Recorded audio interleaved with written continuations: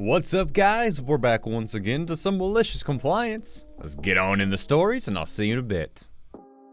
You want a bus that takes you close to X station? Okay. This just happened to me today. This is my first post on this subreddit, so bear with me here. Our two cast members are Bus Driver, BD, and Dumb Lady, DL. Let's begin. I was coming home from the post office today. I just got off the train and now was sitting in the back of the bus, parked by the curb behind another bus. That's when she appeared. The star of our show, Dumb Lady. DL, excuse me, what bus do I take to go to the event? There's an annual event going on in my city that lasts roughly 2 weeks. BD, no buses take you to the event grounds. You can take the train and switch train lines to get there though. DL, no, I need a bus that goes there. BD, there's no bus that takes you directly there. This goes on for about 2 minutes. The whole time, the bus driver has been trying to explain to the woman that it's faster and more convenient to just take the train into the city and switch train lines in downtown. But she doesn't want to for some reason.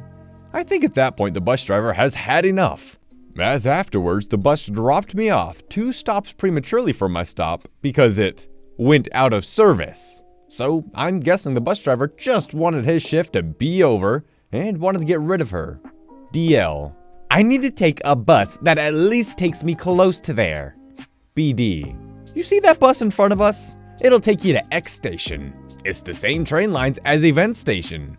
Just take this bus there and take the train down. That bus was about to leave before our bus driver honked his horns multiple times to get the other bus's attention to stop before it fully left the curb. She ended up getting on that bus and it went off. It took me at least a minute to realize he sent her on a bus that does take her close to the event station. However, that bus is a 2-hour ride as it does loops around multiple neighborhoods, roundabouts, industrial commercial areas, combined with the fact that we're in the northeastern side of the city and the event is in the southeastern side. What would have been a 25-30 minute train commute turned into a 2+ hour commute. Should've just taken the train, lady. Cut my job? Say goodbye to millions of dollars. I worked for a major US telecommunications company for over 10 years. One of the jobs I had there was as emergency overnight tech support for our major accounts. I'm talking about accounts like emergency services, traffic lights, the FBI, NASA, and the White House. I personally fixed the White House Chief of Staff's phone twice. All of this was handled by 11 people in a call center that was one of 2 in the country that were open all night, mainly for customers who were overseas. Because we were such a small team, and the people we dealt with were the overseas IT people at their various companies, we were on a first-name basis with many of the techs who called us. Then one day, the VP of our company decides to step down as VP and take a job as the head of another call center. His brilliant idea is to make his call center the only call center for all businesses and government accounts in the country, including the ones my team handled overnight. Naturally, this meant dissolving my team. We were all very upset. We liked our jobs. Only the absolute best techs got to be on our team, and for good reason. When something we handled went down, it had to be taken care of fast. And some of the systems we dealt with were so obscure or old that no one at the company except us and our daytime colleagues even knew they existed. This also meant that we had to be ready to answer at a moment's notice. So we spent most of the night doing nothing, just waiting for a call. The companies and government entities paid extra for this quick response. Even so, over the years, my team kept getting assigned more and more little jobs to do between calls, which we handled easily because, well, we were the best. It was almost my dream job. So, when we get word that our jobs are going to this other call center that, until now, wasn't even open overnight, we were upset. Yet most of my team was still pretty supportive. We offered to train the new techs at the other call center. Some of us even offered to travel there for a week or so to do it. but we were all turned down. Our last week on the job comes, and we're there mainly as backup for the new team in the other call center. We're not being routed calls, but we're ready on chat if the new guys have any questions. The questions start coming in, and they're not what we expected. Instead of asking about obscure, outdated systems that no one but us even knew about, the new team is asking about things like how to fill out a timesheet for a shift that starts before midnight and ends after. And this was their supervisor asking me. We ended up answering really basic questions that anyone at our call center, much less anyone on our team, would have known. And we all got a bit worried. Then the supervisor who asked me about the timesheets asked how many calls we typically get a night. And I say, oh, between 2 and 5 a person usually. Then he asked how many people were on my team. 11, I say, 8 to 10 on any given night. Oh, the supervisor says, we have 33. I wonder why we were getting so few calls. They didn't have to do the little tasks my team did between calls either. They couldn't. They weren't even trained for the calls they were getting. The next week, my team was transferred into the normal overnight call queue, handling boring calls from people who didn't read or listen to the directions we gave them about how to make their phones work while overseas. A week after that, other regular overnight reps start asking me and the other former elite reps questions about systems that only we knew about. Suspicious.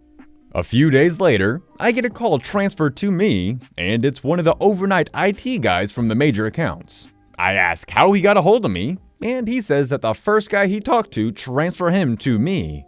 Turns out, of course, that the untrained reps at the new call center were still untrained. So they were just dumping the calls into my call center's general queue and hoping that out of the 60 or so techs working there, the one who'd pick up would be from the former major accounts team. Since 3 of our 11 people had quit when the team was dissolved, the odds of that were pretty damn low, which meant it took multiple transfers, which meant they weren't getting the help they needed in the time frame my company was contractually obligated to provide. I went to the director of my call center to let him know about this, hoping it would mean that since the new team was failing that hard, the company would see reason and reinstate my team again. Nope. My director informed me that the team would not, under any circumstances, be reinstated at our call center. I could tell he was not happy about this at all. So then came the malicious compliance. My director told me, and every other overnight tech at my call center, that if we were transferred a call for a major account, we were not to touch it, as we were not authorized to handle those accounts. The next night, the account wouldn't even open for us because our security clearance had suddenly been revoked. We were to transfer all such calls back to the correct queue. We were also instructed to forward any correspondence sent to us from the new major accounts team to our supervisors, whether chat or email. In a few days, the transfers to our center stopped. Now, I wish I could say that the company saw the error of its ways. My team was reinstated and everything went back to the way it was. But it didn't. Instead, the company hemorrhaged major accounts like crazy. We lost accounts whose monthly bills were in the millions of dollars due to our failure to keep the terms of our contracts. Barely a month after it was created, the overnight team at the other call center was disbanded, and the jobs outsourced. Then the outsourcers started transferring the calls to my center. Again, I went to our director, hoping against hope my team would be reinstated. Nope, but the transfer stopped. Again, and the company lost even more multi-million-dollar accounts. Last year, the company announced the layoff of tens of thousands of employees. I wonder why. I saw the writing on the wall and got the hell out with the best severance package I could. So did my call center director. He was no fool either. All because some idiot executive had a bright idea and not even the slightest clue how to execute it. A real crappy situation. This story begins 2 years ago in August in the Midwest US, where there are several local antique festivals. For my town specifically, it's antique cars, tractors, and the occasional helicopter fly-in for the kids to enjoy. In a small town of about 3,000, it draws in about 1,000 people to the area, which is very good for business. It also puts a lot of strain on service providers. Now the people involved: my uncle, Charlie, and the head of services director, Carl. 1 week before the event, without notice, Carl contacts Charlie asking for a favor. Being close cousins, Charlie happily listens to Carl. There had been a problem. The scheduled septic tank removal company has had a major breakdown, and being a farming area, Carl asked Charlie to use a septic pump trailer to remove and relocate the refuse. Charlie is reluctant. In case you aren't aware, human refuse is much different in chemical content than the manure used in farming, and the portable toilet units come with about 20 gallons of sterilizer in the bottom, which is also toxic to plants. The estimated amount of refuse that will be collected was predicted to be about 200 gallons in a day, and the number is low since there are other bathrooms on site, just not as convenient to get to. Carl asked Charlie to dispose of the waste in any way he sees fit. However, he refuses to pay Charlie, stating that family works together out of love. I know this is BS, pun intended, and so does Charlie. He can't make a big enough hole without it draining into the water table, which would contaminate local streams, rivers, and by extension, the wells a ways away. He instead opts to lay it down on a flat sheet between their houses. Almost as a murder/suicide, the winds pick up the scent of nearly 200 gallons of liquid crap and start blowing every which way. This has an unintended consequence, as the breeze carries the odor into the fairgrounds, into the vendors' areas, where they sell food. Vendors are pissed because almost no one is buying food, because who wants to eat food downwind from literal poop?